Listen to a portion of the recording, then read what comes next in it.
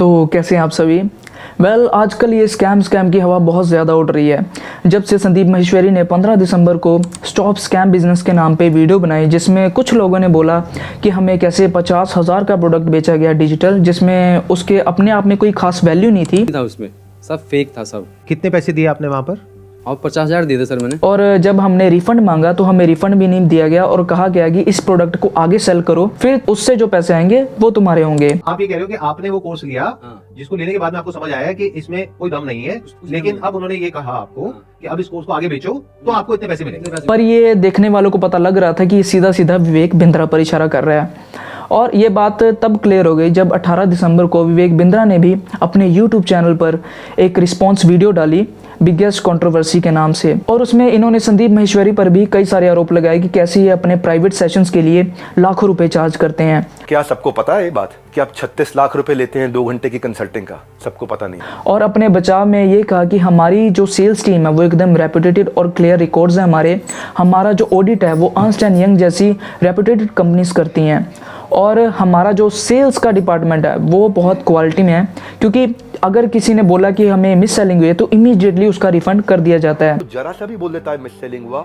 On the spot refund होता है। और ये भी कहा कि हमसे लोग बिजनेस के बारे में सीखने आते हैं और कुछ लोग आगे एफिलिएट बनते हैं। यहाँ पर कोई MLM या कोई मल्टी लेवल की स्कीम नहीं चल रही है, लेकिन उनको अगर ये अपॉर्चुनिटी मिलती है कि मैं एफिलिएट भी कर सकता हूँ। थोड़ा मल्टी लेवल का मीनिंग क्या है आपको मालूम है?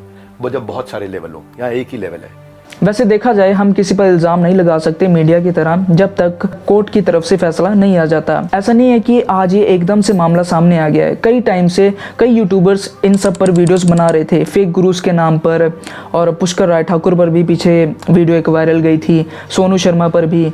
और इन सब वीडियोस में एक कॉमन बात थी कि ये मिडिल क्लास और लोअर मिडिल क्लास को टारगेट करते हैं उनके सपने पूरे करने के दावे के रूप में, और उन्हें अपने महंगे महंगे प्रोडक्ट सेल करते हैं चाहे वो किसी भी तरह से पैसों को अफोर्ड करें। पर इसमें अगर मैं अपनी राय दूं तो अगर कोई भी इंसान सूट बूट में आता है और थोड़ी बहुत बोलने की स्किल्स है उसके पास, और आपको वो कुछ भी बेच रहा है बिना आप उसकी बैकग्राउंड को चेक किए बिना, और बिना ये जाने कि उसके पास जो फेम है और उसके पास जो नॉलेज है वो रियलिटी में आपके लिए बेनिफिट है या नहीं है, हम पैसे दे देते हैं, तो इसमें किसकी गलती हुई? इसके बारे में ज़रूर सोचिएगा। इस वीडियो में आपको मैं कई सारे मॉडल्स के बारे में बताऊंगा जो यूज़ किए जाते हैं एज अ स्कैम और एज अ क्वालिटी प्रोडक्ट्स बेचने के लिए। तो शुरू करते हैं।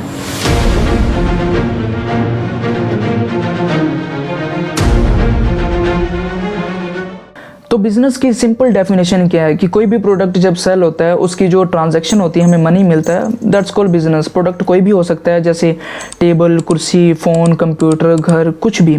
और आजकल हम डिजिटल ज़माने में रह रहे हैं, तो आज डिजिटल प्रोडक्ट्स भी हो सकते हैं, जैसे कोर्स हो गया या कोई PDF हो गया, और कई सर्विसेज भी वो भी प्रोडक्ट के हिसाब से हम बेच सकते हैं, जैसे लॉयर की सर्विस या डॉक्टर की सर्विस।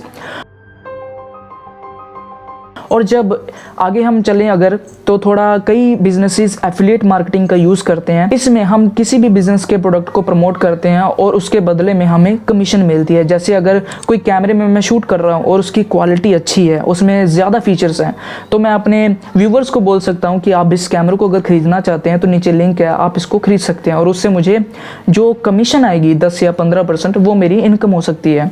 इस तरह से ये एफिलिएट प्रोग्राम है। और अगर हम एक लेवल और आगे जाएं तो फिर आता है रेफरल मार्केटिंग, कि जैसे अगर मैंने किसी फ्रेंड को रेफ़र किया तो कंपनी मुझे कुछ वैल्यू दे देगी। मतलब जैसे कोई अगर स्टॉक्स का ऐप है, अगर मैंने अपने फ्रेंड को रेफ़र किया और उसने कोई स्टॉक्स खरीदे तो मुझे उस कंपनी के शायद थोड़े बहुत स्टॉक्स मिल जाएंगे। और ड्रॉप बॉक्स भी ऐसा ही कुछ करता है अपना एक्स्ट्रा स्टोरेज देकर। और इसके बाद अगर हम एक लेवल और ऊपर चलें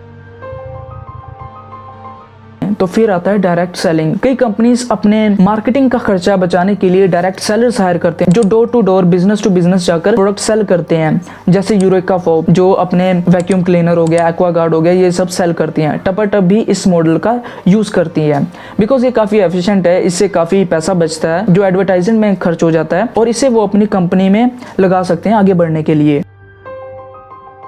और अगर हम एक लेवल और ऊपर जाएं तो फिर आता है MLM।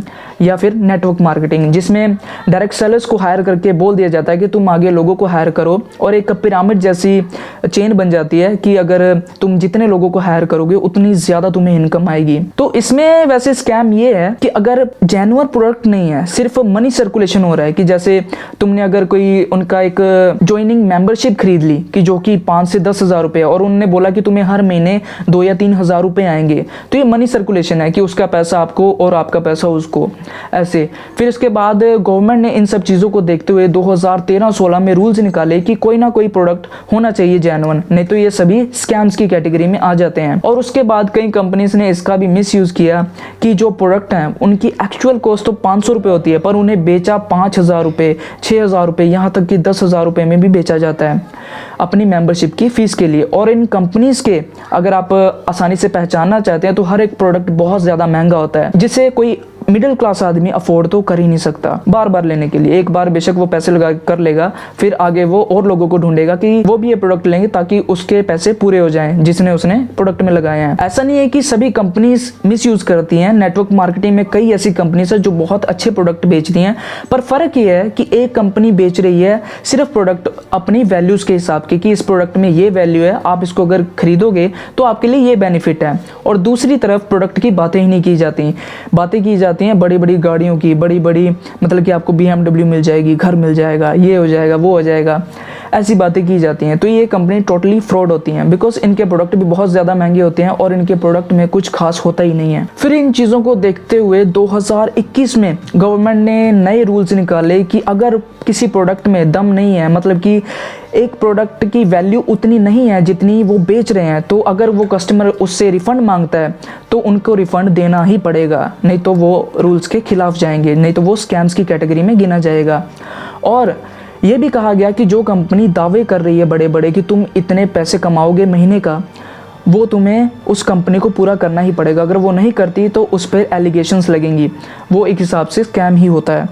और अगर हम विवेक बिंद्रा के टॉपिक पर वापस आएँ तो उन्होंने भी ऐसा ही कुछ कहा था अपनी वीडियोस में कि तुम महीने का 10 लाख रुपए महीना पे आप पहुंचेंगे, नहीं पहुंचे तो मेरे पास आके पैसा वापस मांग लेना। वेल, अगर मैं प्राइस पॉइंट की बात करूं कि 50,000 का प्रोडक्ट किसी के लिए बहुत महंगा है, तो मैं ये बोलूँगा कि हम उसकी टारगेट कस्टमर्स नहीं हैं। बिकॉज अगर मैं किसी कोर्स की बात करूं तो कोर्स 1,000 रुपये का भी अवेलेबल है, 10,000 का भी अवेलेबल है, 50,000 का भी अवेलेबल है, और 5 लाख रुपये का अवेलेबल भी है। ये डिपेंड करता है कि हमें उससे क्या वैल्यू मिल रही है, कि मतलब अगर हम कुछ सीखना चाहते हैं और उसकी प्राइस बहुत ज़्यादा है और उसमें वैल्यू भी बहुत ज़्यादा है, तो मैं ऑब्वियसली पे करूँगा, चाहे वो कितनी भी रकम हो। अगर उसमें वैल्यू नहीं है, क्योंकि जब भी आप कोई कोर्स लें तो उसका करिकुलम ज़रूर देख लें कि उस कोर्स में क्या क्या सिखाया जा रहा है, और उस कंपनी की या फिर बंदे की रेपुटेशन भी देख लें कि अगर वो कुछ सिखा रहा है तो वो जेन्युइन सिखा रहा है या नहीं। तो प्राइस पॉइंट की तो वैसे बात बनती ही नहीं है यहाँ पर। अगर IBC की बात करूँ, जो विवेक बिंद्रा का कोर्स है, इंडिपेंडेंट बिजनेस कंसल्टेंट,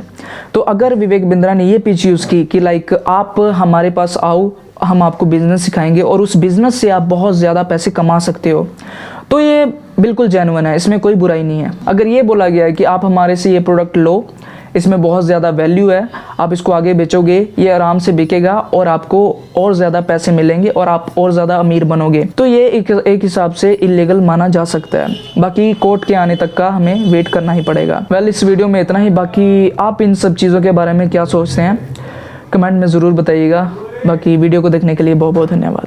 तो उन्होंने कहा हमारे पास तो नहीं है देने के लिए, वो तो हमने पार्टीज में खर्च कर दिया। वो मेरी बर्थडे पार्टी थी ना, वहां पे डांस करने में बहुत मजा आ रहा था।